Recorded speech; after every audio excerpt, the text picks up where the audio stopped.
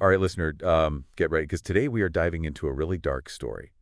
The case of Charles Ming, Yeah. a convicted serial killer who, with his accomplice, Leonard Lake, really shocked California back in the 1980s. We're using excerpts from Ng's Wikipedia page as our main source here. So think of it like a psychological autopsy.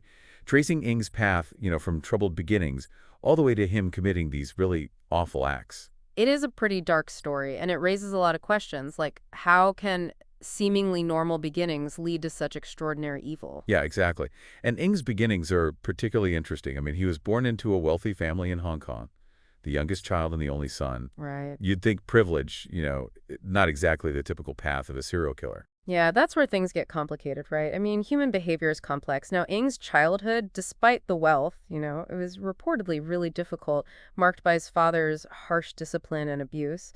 Now we see difficult childhoods often in the histories of violent offenders, but it's important to remember you can't just assume a direct cause and effect. Right, it's not a straight line from having a hard childhood to becoming a murderer.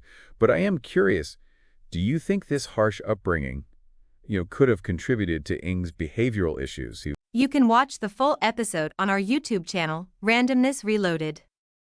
If you enjoy it, we'd love to hear your thoughts in the comments. Don't forget to like, follow, and subscribe to stay updated.